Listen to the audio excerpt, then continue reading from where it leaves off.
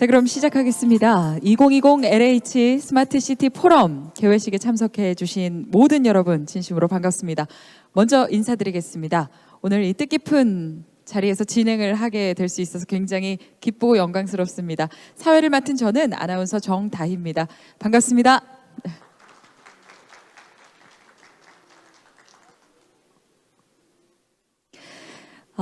오늘 장내에 계신 모든 분들께서 마스크를 쓰고 계신 가운데 저희 긴 고민 끝에 사회자인 저만큼은 좀 전달력을 높이고자 이렇게 마스크를 벗고 진행을 하고 있습니다. 양해 부탁드립니다. 자, 오늘 포럼은 스마트시티의 발전 방향을 모색하기 위해서 국내외 스마트시티 관련 기술과 정책 그리고 앞으로 문제에 대한 해결 방안을 논의하는 자리가 될 것입니다.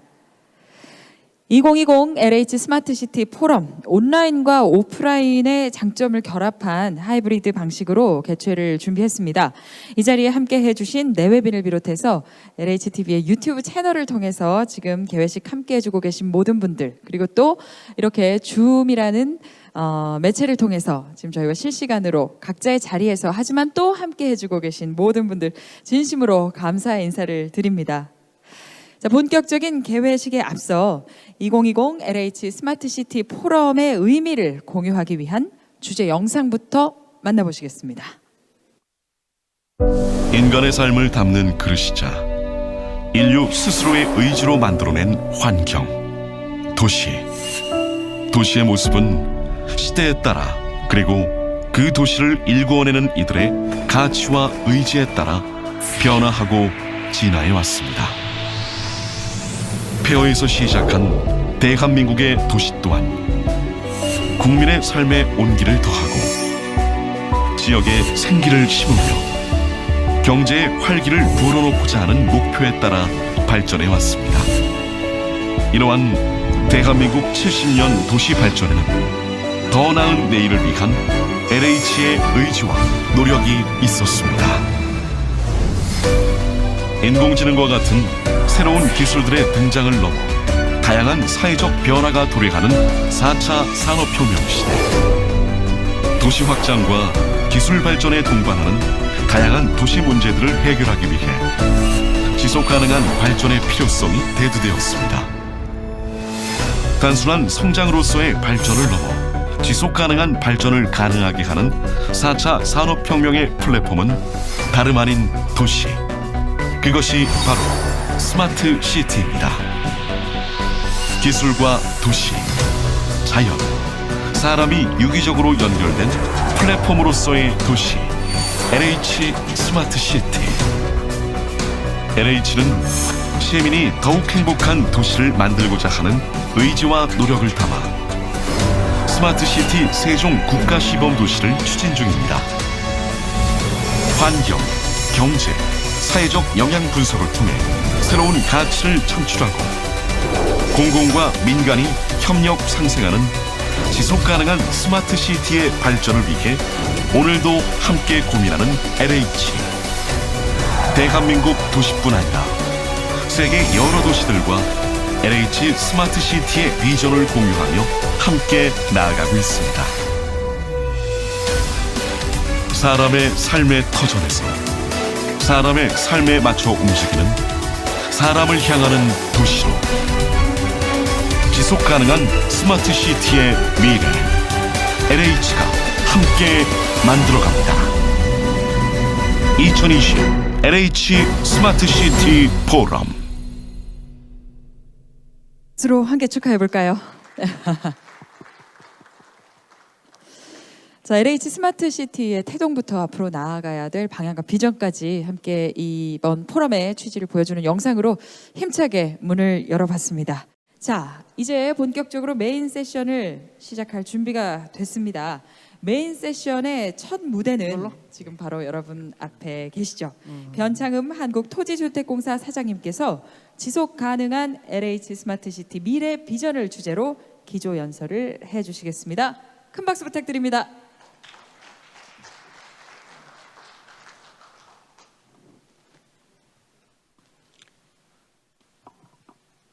안녕하십니까. 먼저 바쁘신 와중에도 오늘 LH 스마트시티 포럼에 참석해 주신 내외 기분 여러분께 진심으로 감사의 말씀을 드립니다. 우선 앞선 영상에서 보시는 바와 같이 4차 산업혁명에 대응하고 다양한 도시 문제를 해결함과 동시에 새로운 도시 가치를 창출하기 위한 방안으로 추진되고 있습니다.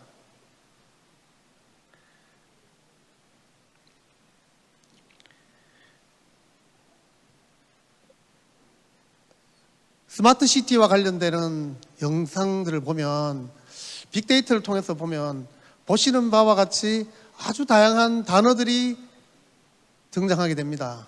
5G, 코로나19, 그리고 빅데이터, 인공지능과 같은 새로운 기술들이 등장하고 있고, 코로나19에 따른 언택트 시대의 확산 등이 강조되고 있으며, 기후변화, 생태계 변화 등의 환경 문제와 1인 가구 급증, 개인주의와 소외, 양극화 등 사회 문제가 부각되고 있습니다. 이에 대한 해결 방안으로 스마트시티는 더욱 주목받고 있습니다. 스마트시티는 기술 발전에 기반한 새로운 도시 환경 속에서 복합적인 도시 문제를 해결하는 새로운 해법으로 주목받고 있습니다. 지난 7월 정부에서 발표한 한국판 뉴딜에서 가장 핵심적인 내용을 구성하고 있는 디지털 뉴딜은 데이터, 네트워크, 인공지능, 5G 등 스마트 기술을 통한 도시, 교육, 의료, 산업, 물류 등의 스마트화를 통해 획기적인 투자를 약속하고 있습니다. 스마트시티는 디지털 뉴딜에서 가장 중요한 사업 중에 하나이며, 이미 세종시와 부산의 국가 시범도시에 대규모 투자를 통해 구체적인 성과를 도출할 수 있습니다. 스마트시티는 미래 산업 혁신의 플랫폼이 될 수 있습니다.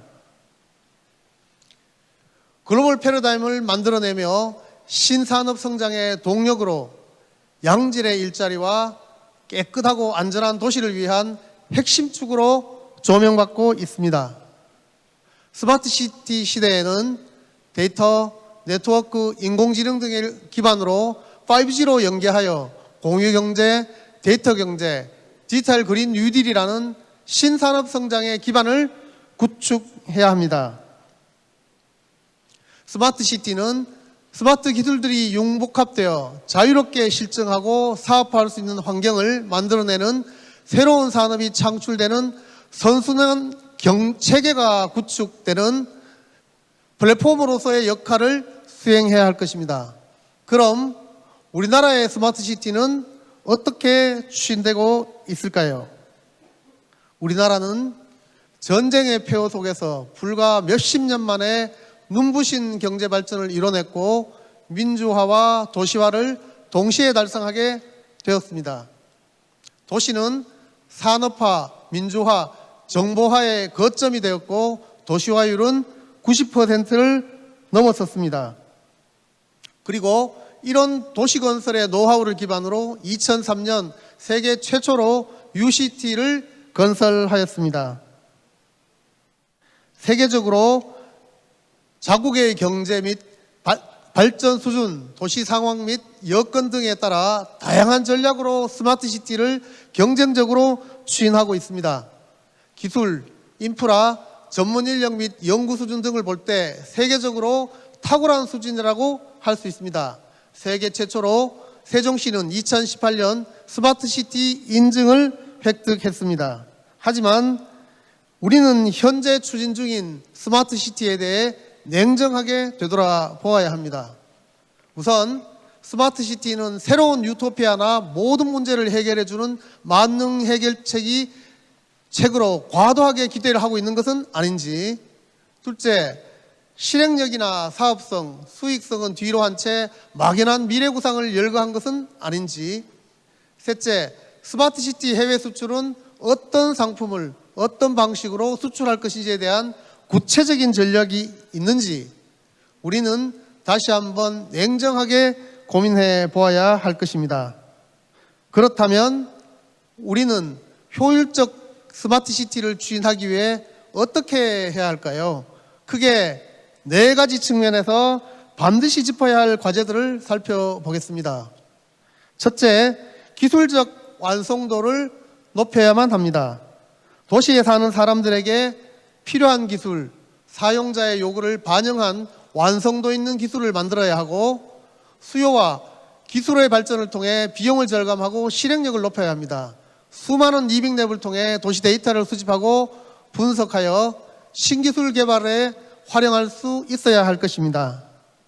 두 번째로는 스마트 시티 건설과 공급에만 그칠 것이 아니라 관리 운영까지 고려해서 추진해야 합니다.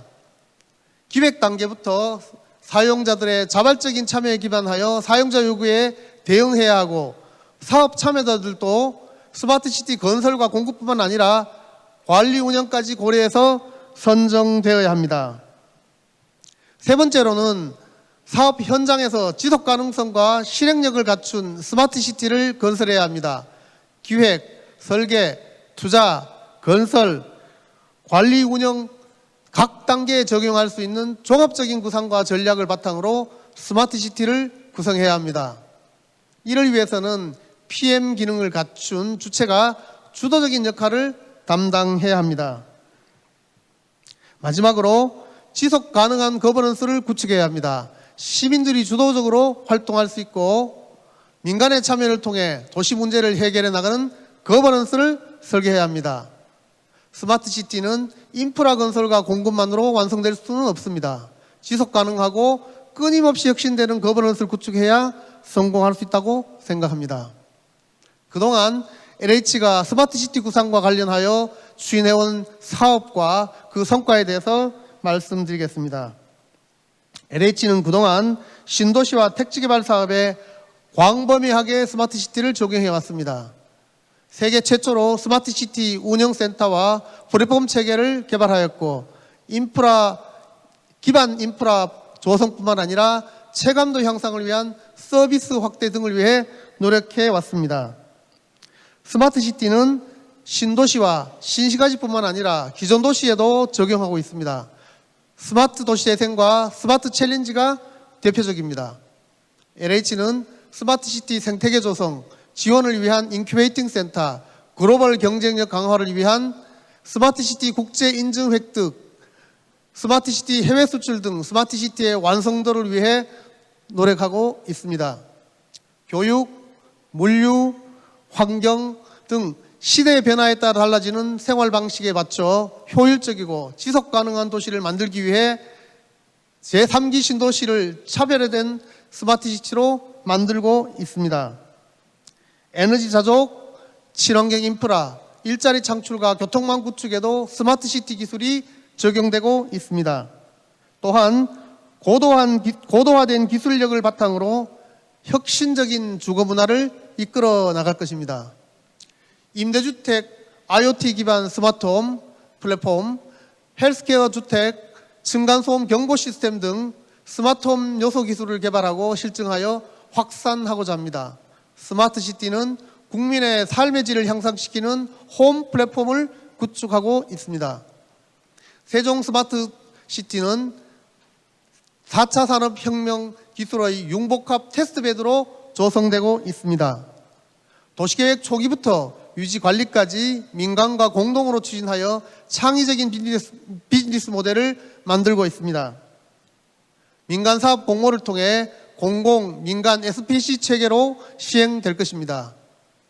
세종 스마트시티에서는 데이터의 생산, 가공, 소비를 아우르는 공동도시 운영 시스템을 구현하고자 합니다. 이 도시에는 지역 테마에 부합하는 도시 공간을 조성하고 특화 서비스를 제공하는 세계 최고의 스마트 시티를 지향하고 있습니다. LH는 세계에서 가장 선도적인 중소규모의 테마형 스마트 시티도 추진하고 있습니다. LH가 구현하는 스마트 시티는 지금까지 건설됐던 신도시와는 완전히 다른 방식으로 추진되고 있습니다. 민간 기업이 참여하는 SPC와 시민이 주도적으로 참여하여 스마트 기술을 통해 직접 도시를 개선하는 스마트 시티 리빙랩, 데이터 기반의 스마트 시티 운영 관리를 위해 개인, 대학, 연구기관, 스타트업 등의 참여자를 연결하여 데이터를 활용해 도시 문제 해결 방안을 모색하는 콤파스 등이 대표적입니다. 다양한 분야의 미래 전략 자문위원회를 구성하여 운영하고 있습니다. 이 위원회에서 전문가들이 참여하여 차별화된 전략과 합리적인 대안을 제시하여 미래 환경의 변화에 탄력적으로 대응할 수 있는 스마트 시티를 만들어가고 있습니다. 도시는 지도 위에 하나의 점으로 표시됩니다. 그러나 이 점이 얼마나 큰 가능성을 담고 있는지 잘 알고 있습니다. LH는 이 가능성과 가능성을 연결하는 주체이자 스마트 시티를 세계적으로 확산하는 글로벌 플랫폼이 되겠습니다. 쿠웨이트의 압둘라 신도시, 미얀마의 야옹리핀, 베트남의 흥옌성 등 LH가 추진해온 글로벌 스마트 시티는 협력 국가의 경제, 사회, 공간적 고유성을 존중하는 포용적 개발 협력 체계를 지향하고 있습니다. 자국 기업의 투자 지원에 중점을 두고 해외 개발을 추진해온 싱가포르의 교훈을 삼아 주체와 공간, 투자의 연계성을 강화하는 포용적 추진 플랫폼을 마련하겠습니다. LH는 스마트 시티를 통해 국내적으로뿐만 아니라 세계적으로 포용성의 가치를 실현하고자 합니다. 국내외 계층 간 격차를 해소하는 사회적 포용성, 지역 간 격차를 축소하는 공간적 포용성, 그리고 산업 간 상생 협력을 지원하는 경제적 포용성을 추구하겠습니다. 국적, 인종, 성별, 나이, 종교, 경제적 상황을 넘어서 모든 이들이 자신의 가능성이 마음껏 펼쳐질 수 있도록 LH는 스마트한 도시를 건설해 나가겠습니다. 세계 여러 도시가 스마트 시티로 도약할 수 있는 플랫폼, 대한민국 기업이 해외에서 활용할 수 있는 플랫폼, 인류의 고민과 숙제를 함께 해결해 나갈 수 있는 플랫폼, LH가 스마트 시티를 통해 추구하는 궁극적인 목표이자 가치입니다. 감사합니다. 네, 큰 박수 보내주시기 바랍니다. 변창흠 사장님의 발표 잘 들었습니다. 지금 LH가 추구하고 있는 이 스마트 도시에 대한 비전과 그리고 현재 현황과 이렇게 일목요연하게 잘 정리해서 저에게 전달해 주셨어요. 감사합니다. 자, 우리가 이제 첫 연사가 되어주신 사장님의 말씀을 들었는데요. 이제는 올해 2020 LH 스마트시티 포럼에 또 다른 신선한 화두를 던져주실 해외 연사를 한번 모셔보겠습니다. 이번에는 온라인으로 함께 해주실 텐데요. 제이콥스 테크니온 코넬 연구소의 도시계획 전문가이신 앤서니 타운센드 박사님을 한번 맞이해 보겠습니다. 박사님 지금 나와 계십니까? 나와 계시다면 저희가 큰 박수 한번 보내주십시오.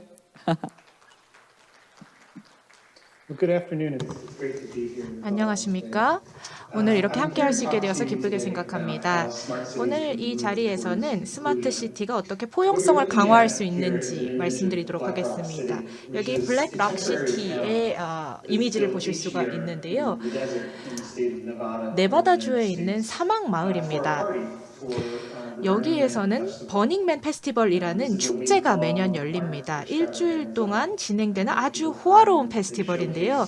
여기에 사람들이 모여서 자신의 창작물을 선보이고 또 새로운 거버넌스 그리고 새로운 조직 구성 이런 것들을 탐험해보는 히피 축제라고 보시면 될 것 같습니다. 매년 네바다에서 열리는 축제이고 그리고 이 네바다라는 것은 사실상 하이테크 도시이죠. 그리고 실리콘밸리에 사는 사람들 예를 들어서 뭐 테슬라 파운더 같은 경우에도 네바다에서 이 축제에 참여하기도 했고요.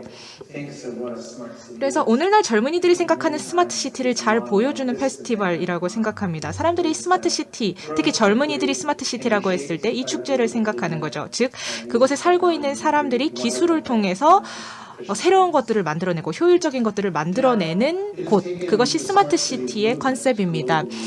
세계적으로 스마트 시티 움직임이 계속해서 생기고 있습니다. 스마트 시티 운동이 벌어지고 있는데요.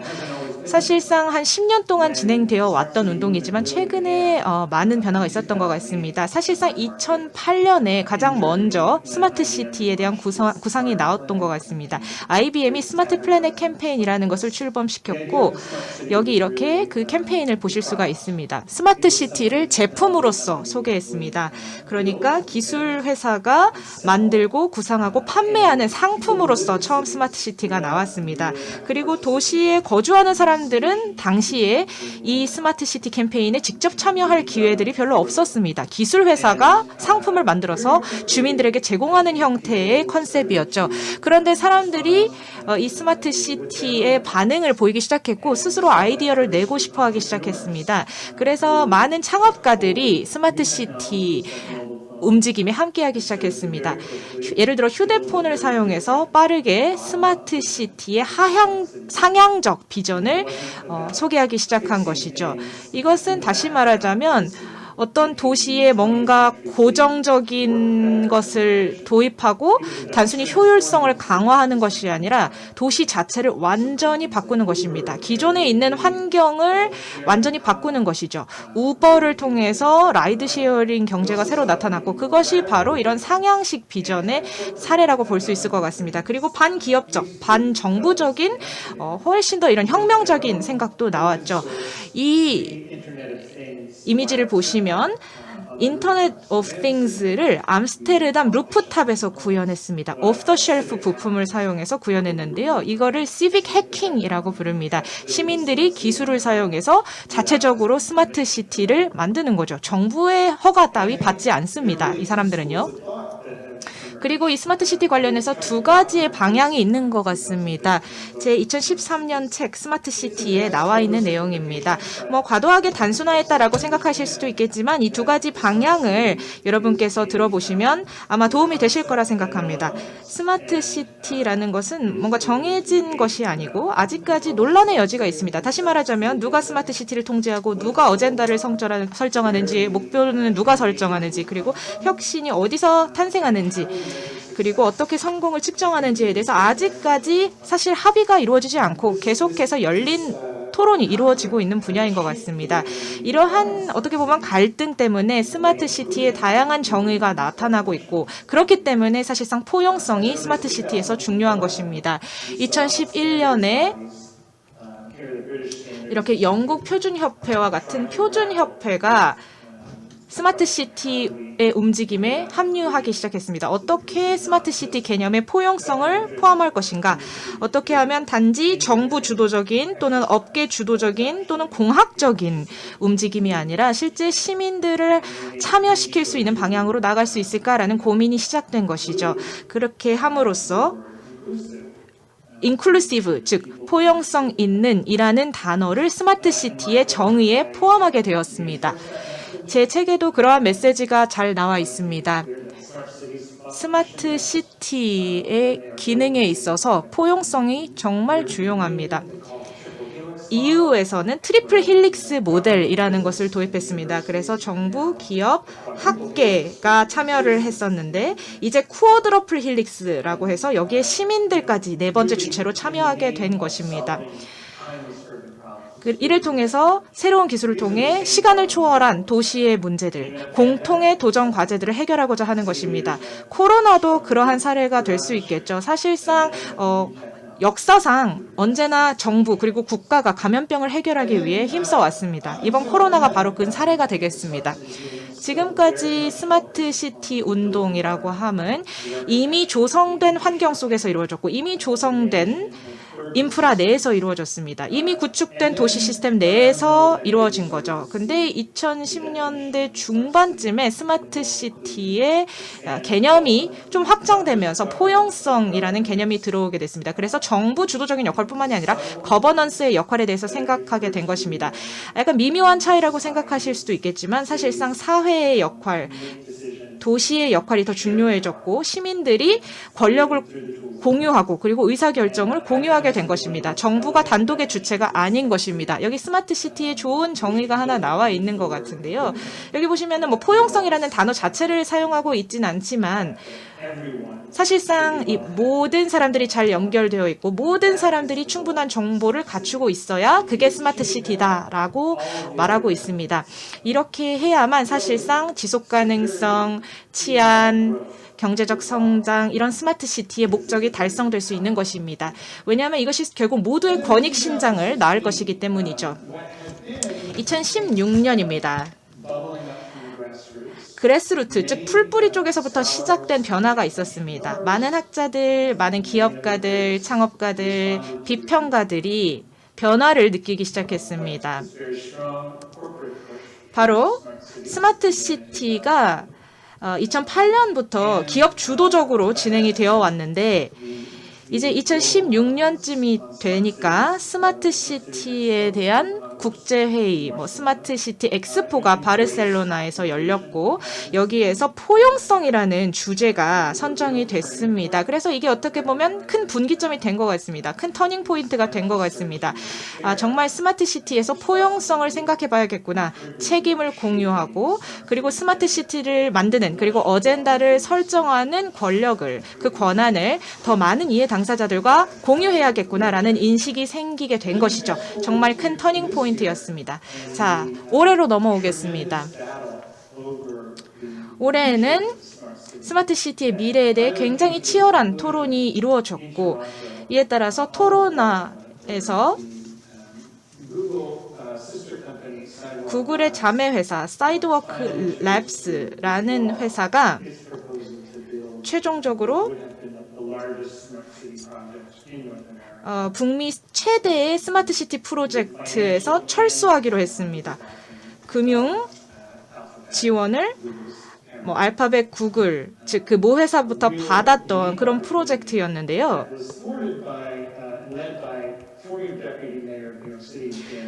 뉴욕의 던 덱트라라는 전 데퓨티 메이어도 지원했던 그런 프로젝트였습니다. 수백만 달러 규모의 수년 동안의 프로젝트.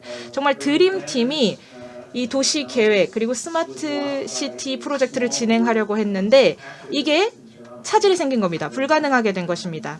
왜냐? 비앙코 라일리라는 이 여성이 추진한 움직임 때문인데요. 바로 이 사람이 아까 말씀드린 그 프로젝트를 저지하기 위한 노력을 시작했습니다. 즉, 알파벳, 구글이 이렇게 도시 계획을 하면서 지자체의 역할을 담당하고 그리고 아주 명확하고 포용성 있는 프로세스를 통해서 스마트 시티를 만들고자 했는데 사실상 이 프로젝트 자체가 이 말씀드린 이 여성의 움직임에 의해서 무산이 된 것입니다. 그래서 토론토에서 이 프로젝트 자체는 무산이 됐고 특히 코로나가 발생하면서 이 사업성 자체가 불가능해졌습니다. 그런데 이것이 사실상 세계에게는 어떻게 보면 좀 충격적인 소식이었을 수도 있을 것 같습니다. 아실지 모르겠지만 토론토는 상당히 독특한 장소입니다. 독특한 도시이죠. 근데 이렇게 프로젝트가 무산되는 걸 보면서 훨씬 더 스마트 시티 계획할 때 적극적으로 시민들의 관여를 이끌어내야겠구나라는 교훈을 가르쳐준 것 같습니다. 다시 말하자면 그냥 기업들이 혼자서 스마트 시티를 계획한다고 해서 되는 게 아니고 이 비전을 시민들과 보다 적극적으로 공유하고 시민들에게 스마트 시티의 목적이 무엇인지 설득하고 왜 스마트 시티가 필요한지 시민들에게 설득하고 왜 기술이 필요한지 시민들에게 설득해야만 프로젝트가 성공할 수 있다는 것입니다. 기업 혼자서 그냥 추진한다고 되는 게 아니다라는 교훈을 얻을 수 있었을 거라고 생각합니다. 토론토라는 도시는 시민들이 No thank you 됐습니다 라고 말할 수 있는 도시이죠. 그래서 기업이나 정부가 기술을 도입하려고 할 때 시민들이 이거를 거부할 수가 있는 도시, 그게 바로 토론토입니다. 그래서 사실상 이 프로젝트가 진행이 되지 못했던 거죠. 그리고 이것이 전 세계적으로 큰 교훈을 주었다고 생각합니다. 수십 년 동안 스마트 시티 운동이 진행되면서 포용성이 점점 더 강조됐는데 그동안에는 사실상 효율성에 과도하게 초점이 맞춰져 있었던 것 같습니다. 너무 효율성에만 집중했던 경험이 있고 또 너무 편의성에만 집중했던 경향이 있습니다. 한국 같은 경우도 마찬가지라고 생각합니다. 한국 사람들 빨리빨리 맨날 빨리빨리 이렇게 말하죠. 하지만 때로 그 과정에서 너무 서두르다가 사람들의 기대치를 충족하지 못하는 경우들이 생깁니다. 그래서 지난 수십 년 동안 이러한 부분이 좀 간과된 점이 있고 스칸디나비아 국가들 같은 경우에 포용성을 특히 더 강조하면서 스마트 시티 프로젝트를 추진하고 있는데 그러한 사례들을 보면 저희가 배울 점이 많을 거라고 생각합니다. 사실 이런 사례들이 많이 알려져 있지 않아요. 그래서 그런 사례들을 더 많이 공유할 필요가 있을 거라고 생각합니다. 다음으로 공평성이죠. 누가 어젠다를 설정할 것인가, 스마트 시티가 누구를 위한 것인지, 그걸 누가 결정할 것인가, 그리고 어떻게 하면 시행착오를 막고 모든 시민들의 목소리를 포함할 수 있을 것인가, 이러한 고민을 해봐야 할 거라고 생각합니다. 자, 그러면 지난 몇 년 동안 제가 진행했던 연구 과제를 좀 소개해 드리도록 하겠습니다. 일단 첫 번째, 포용성을 위한 전략인데요. 제가 지난 몇 년 동안 진행해 왔던 연구입니다. 오늘날 디지털 마스터 플래닝이라는 관행이 부상하고 있습니다. 한 10개 정도의 전 세계 도시들이 디지털 마스터 플랜을 개발했습니다. 그래서 이 현존하는 도시들, 더블린, 뉴욕, 시카고, 런던 이런 곳에 스마트 시티를 만들고자 하는 마스터 플랜이었는데요. 이것이 사실 지속가능성 계획과 비슷한 취지였습니다. 10년 전에 기억하시죠? 그래서 그때 지속가능성 계획이 한 10년 전부터 굉장히 많이 세워지기 시작했는데 디지털 마스터 플랜도 마찬가지입니다. 서울이든 샌프란시스코이든 아시다시피 지속가능성 계획은 비슷한 맥락이었습니다. 그런데 스마트 시티 같은 경우에는 도시마다 경험이 없었고 그래서 정말 모든 도시가 제로부터 시작해야 하는 상황이었습니다. 그래서 이러한 도시별 마스터 플랜의 내용을 보고 어떤 프로세스인지 보고 누가 참여하고 있는지 확인을 했고 그리고 누가 실행을 하는지 정부의 어떤 부처가 책임을 갖고 있는지 그리고 계획이 어떻게 개정되는지 이런 것들을 살펴봤습니다. 제가 이런 세부적인 걸 다 말씀드릴 수는 없겠지만요. 여기 한번 보시겠습니다. 도시가 다양한 방식으로 디지털 플랜을 수립한 걸 확인할 수가 있었습니다. 굉장히 큰 다양성이 있었습니다. 뉴욕 같은 경우에는 스마트 시티를 만들기 위한 디지털 마스터 플랜에서 테크 기업들이 주도적인 역할을 했고요. 시카고 같은 경우에는 비영리 단체들이 주도적인 역할을 했고 런던 같은 경우에는 여기 스마트 런던 이코시스템의 맵에서 보시듯이 대부분의 이해 당사자가 이제 에랩이라는 컨설팅 회사였습니다.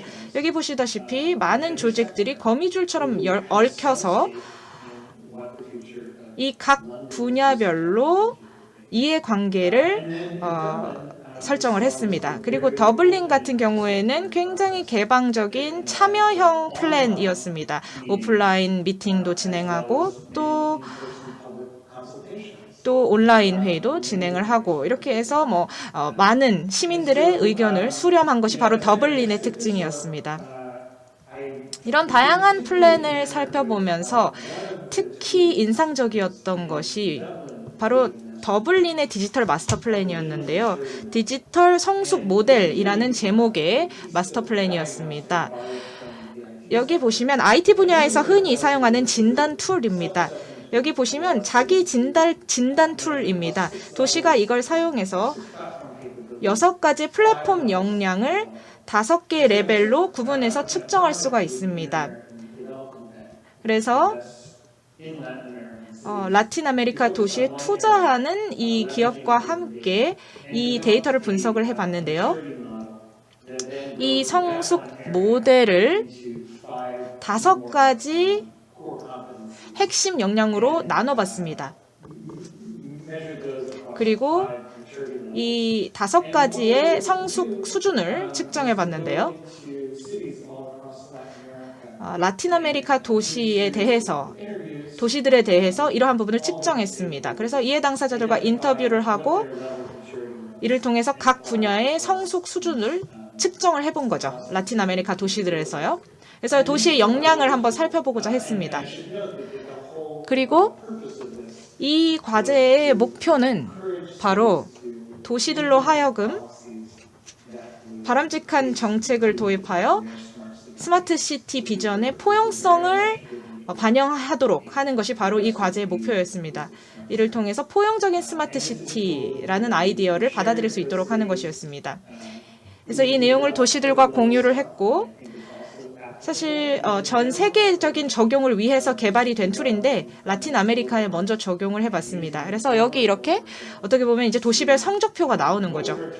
그래서 목표를 어떻게 설정했는지, 그걸 어떻게 달성할 건지, 그리고 제대로 된 방식으로 진행하고 있는지, 모두가 같은 방향으로 가고 있는지, 목표를 달성하기 위해서, 즉 포용적인 스마트 시티를 위해 모두가 잘 움직이고 있는지를 평가할 수 있는 툴입니다.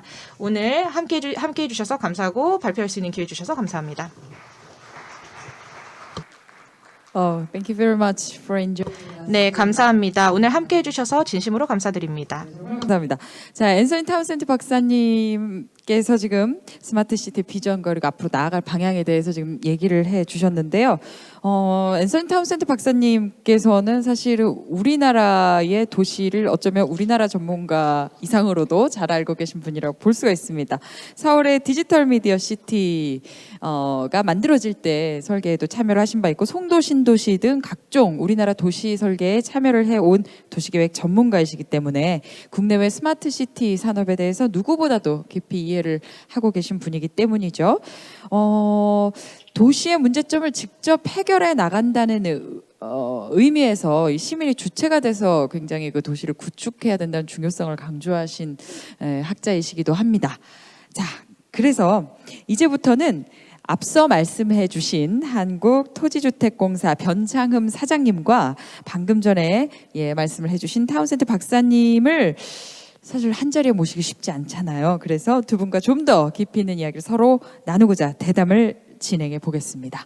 자, 앞으로 사장님을 다시 한번 모시도록 하겠습니다. 자, 대담의 주인공이 되실 두 분께 박수 한번 부탁드립니다.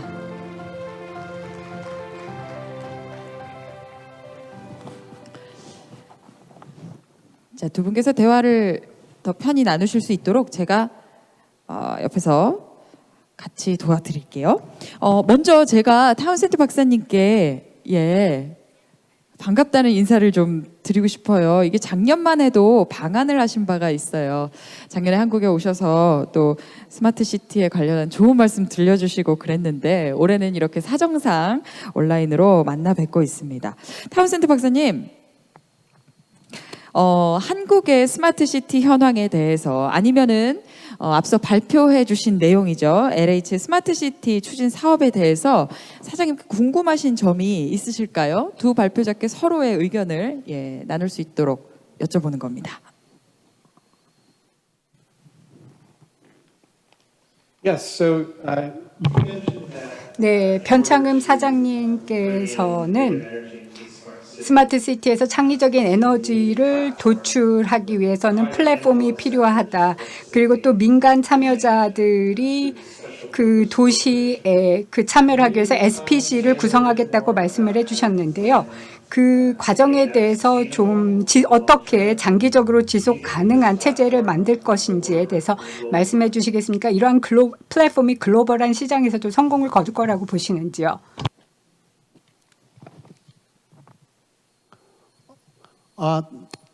미스터 타운센드?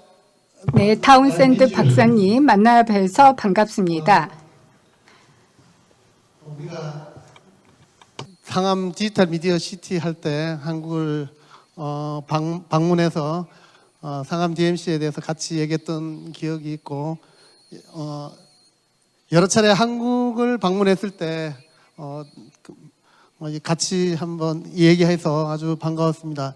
최근에 스마트 시티의 책에서 상암 디지털 미디어 시티에 대해서 아주 자세히 소개해주고 큰 의미를 부여해줘서 특히 감사의 말씀을 드립니다. 네. 오늘 질문과 관련해서 그 스마트 시티를 이제 민간 합동으로 이렇게 유지하게 되는 것에 대해서 특별히 관심을 가져주셨는데, 제가 생각할 때 스마트 시티는 단순한 이제 기술의 적용이 완성되는 도시가 아니라 지속적으로 관리 운영하는 것이 무엇보다도 중요하다고 생각합니다. 네, 그래서 처음부터 우리가 스마트 시티를 만들 때 이 주관하는 주체로 관리 운영을 할 수 있는 이 주체, 아까도 제가 그 프레젠테이션에서 얘기했던 것처럼 서비스 구축이나 또는 운영의 전문성을 가진 기업이 이 매니지먼트 컴퍼니가 그 운영 주체가 된다고 생각을 하고, 이 운영 주체의 초기 단계에는 비용이 많이 들기 때문에 부동산 개발이나 다른 이익을 통해서 지속적으로 그 운영 비용을 충당할 수 있는 구조를 만들려고 노력을 했습니다. 그리고 도시개발 자체는 인프라라든지 도시개발은 공공이 담당을 하지만 실제 운영 부분에서는 민간의 창의성이 결합될 수 있도록 민관과 공공이 공동으로 SPC를 설립하게 하고, 그 중에서도 공공의 비중은 적게 해서 민간이 더 많은 자율성을 가지고 이 사업을 진행할 수 있도록 운영했다, 이렇게 생각을 합니다. 그러니까 도시의 정체성은 유지하면서 민간의 창의성은 유지하면서 공익성을 유지할 수 있도록 부동산 개발의 영리성과 그 관리 운영의 공공성이 실현될 수 있도록 SPC를 구성했다, 이렇게 말씀드릴 수 있겠습니다.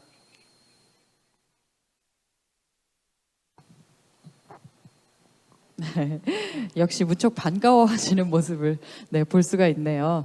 자, 지금 서로 한 차례 이제 질문과 대답이 오갔는데요.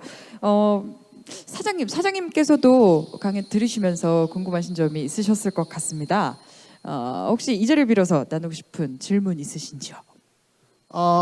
앤서니 타운센트는 그 대학원 박사과정에 있을 때부터 그 뉴욕의 브라이언 파크에서 무선 랜을 이용해서 시민의 참여를 통한 스마트 시티 구상을 한 걸로 잘 알고 있습니다. 워낙 그 스마트 시티에서 시민 참여에 대해서 워낙 중요하게 강조해 왔고, 오늘 프레젠테이션에서도 시민 참여에 대해서 아주 강조를 많이 해왔습니다. 한편으로는 제가 이제 좀 약간 궁금한 거는, 시민 참여라는 게 궁극적인 목표인가, 아니면 이제 문제를 해결하기 위한 수단이거나 과정인가, 아니면 둘 다인가. 그래서 저는 그 책도 읽고 오늘 또 프레젠테이션을 보면서 이 시민 참여라는 그 자체를 어떤 식의 가치를 두고 있는지 다시 한번 좀 확인하고 싶었습니다.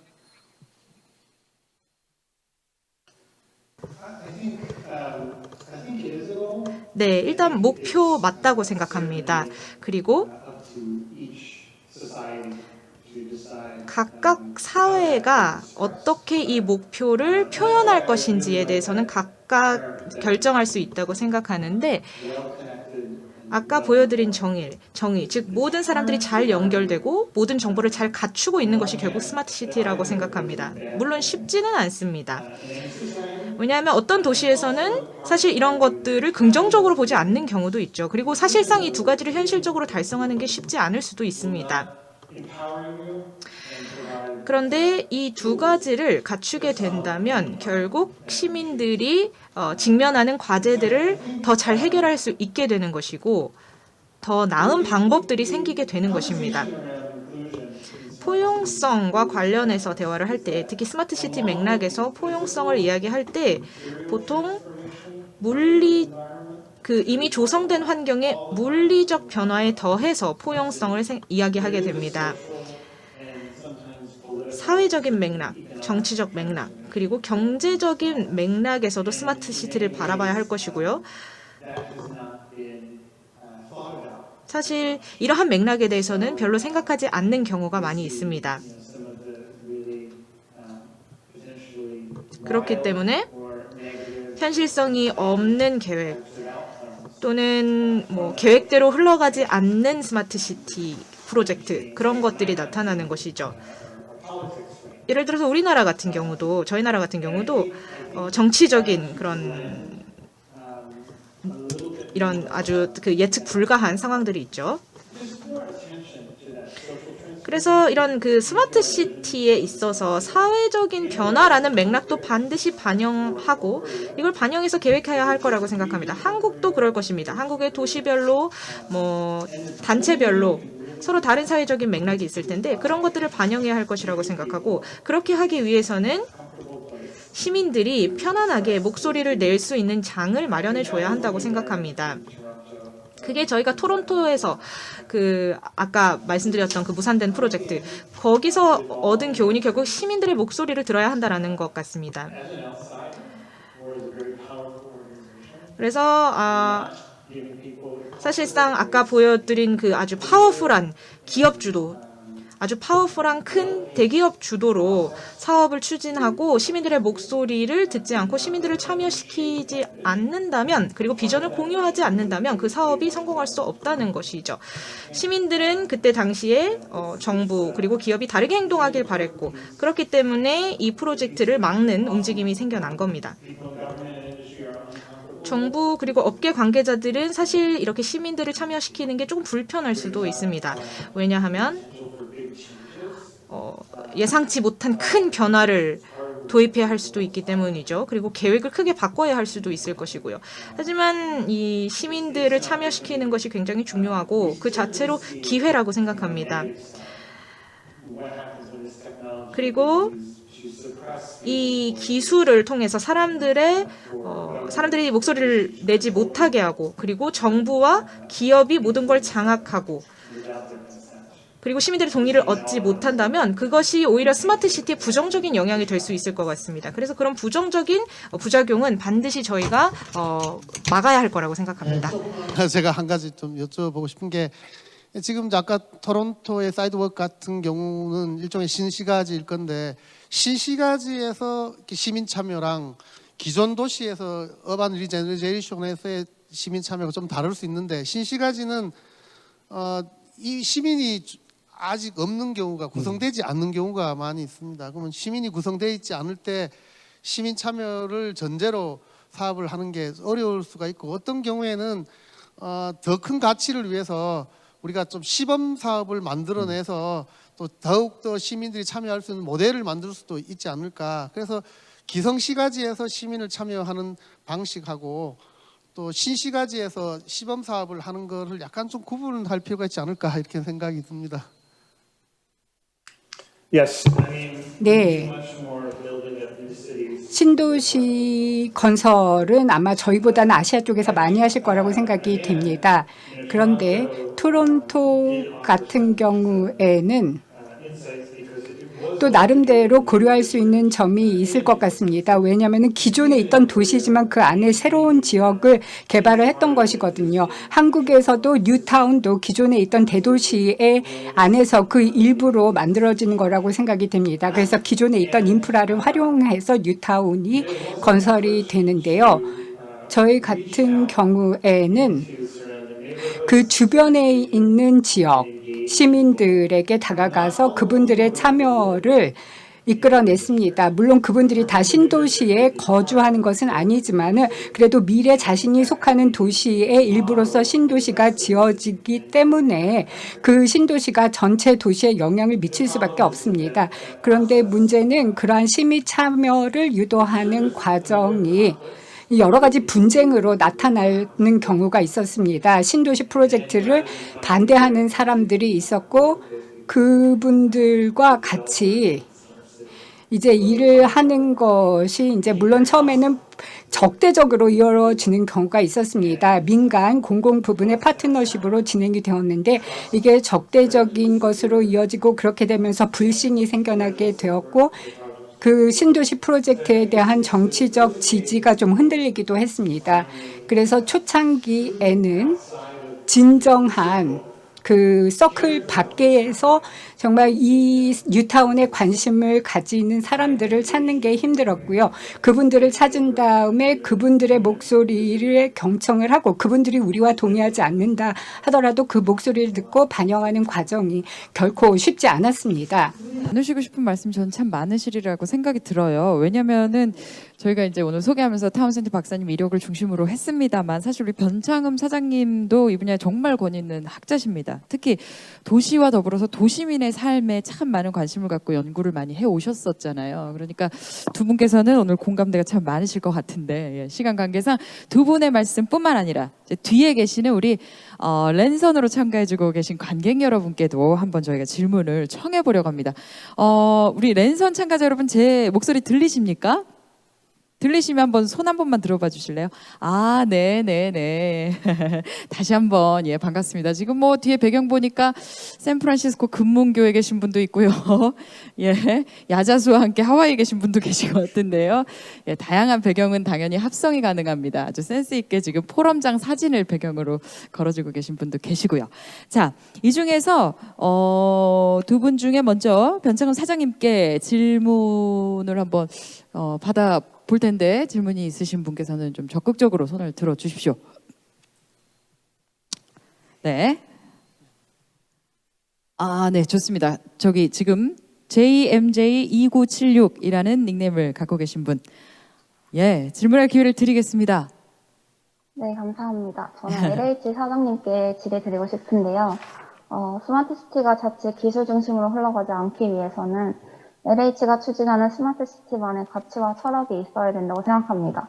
그래서 혹시 사장님께서 생각하시는 스마트시티 개발에서 가장 중요한 가치는 무엇인지 궁금합니다. 네, 그 LH는 바깥에서 이제 일반적으로 아시기에는 신도시를 건설하고 또 주택을 공급하는 그리고 이제 관리 운영하는 회사로 좀 알고 있지만 저희들이 이제 이 그 도시 건설과 주택 공급 외에도 그 다양한 뭐 산업 단지 조성이라든지 해외 개발이나 건설 뭐 다양한 활동들을 하고 있습니다. 그 중에서 이제 이 그 도시 건설이나 그 주택 관리 그리고 이제 해외 투자 중에서 이 스마트 시티 기술이 긴밀하게 이제 시민들의 실제 삶을 변화시키는데 좀 큰 역할을 해야 되지 않을까 이렇게 생각을 하고 있습니다. 그런데 이제 우리가 생각할 때 스마트 시티라는 것은 그 자체의 기술이 중요한 것이 아니라 스마트 시티를 통해서 새로운 이제 플랫폼을 만드는 게 가장 중요하다 이렇게 생각을 합니다. 그러니까 그 과거에는 접근이 불가능했던 여러 요소들을 이 스마트 시티 기술을 이용한 플랫폼을 통해서 그 정보에 접근이 가능하고 도시 문제를 풀어낼 수 있고 그 다음에 자기의 어려움을 해소할 수가 있고 가령 건강을 체크할 수 있고 미니 모니터링 할 수 있고 그것을 이제 응급하게 대처할 수 있고 그 다음에 이제 안전이라든지 각종 위험으로부터 이제 방지할 수 있는 이런 기술을 만드는 것인데 이 스마트 시티라는 것은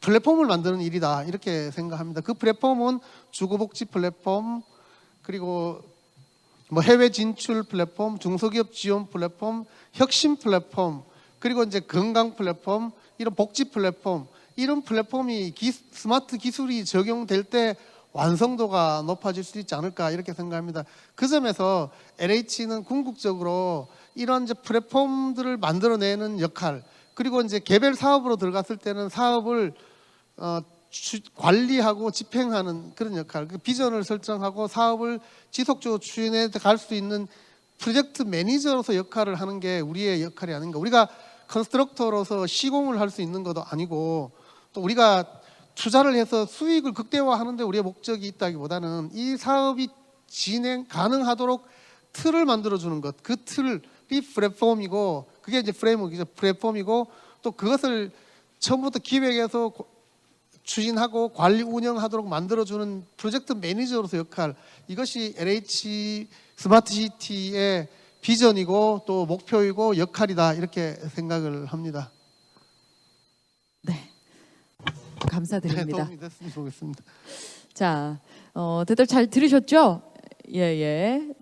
저희가 역시 이렇게 화면으로 참 다양한 곳에 계시지만 한 자리에 있는 이런 모습들을 여러분 보고 계시는데요. 자, 이번에는 또 다른 한 분께 질문을 해주실 분이 계시다면 손을 한번 들어봐 주시겠습니까? 네네. 바로 손을 들어주신 분이 계세요. 자, LJL 9339님 맞으시죠? 예, 반갑습니다. 말씀 부탁드립니다. 네, 그 타운샌드 박사님께 좀 질문을 드리고 싶은데요. 그 지금 디지털 성숙 모델을 살펴보면 아까 더블린을 포함해서 다른 도시들이랑 같이 비교를 해주셨는데 그 모델이 어떻게 보면 그 도시들의 상대적인 비교를 목적으로 한다는 게 좀 보이고 또 하나는 그 도시의 포용성을 지표로 집어넣어서 다른 도시와 비교했을 때 상대적으로 포용성이 부족한 부분 이걸 이제 채워야 된다라는 어떻게 보면 평가 지표를 제안을 해주신 것 같아요.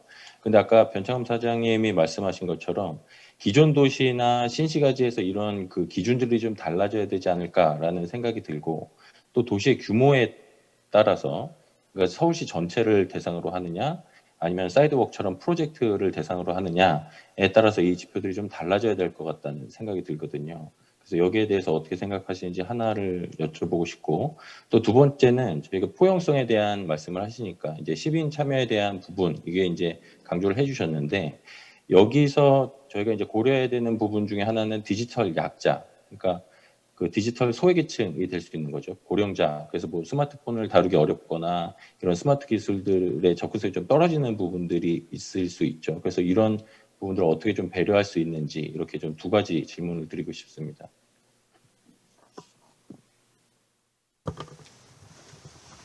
Yes, I agree with your point.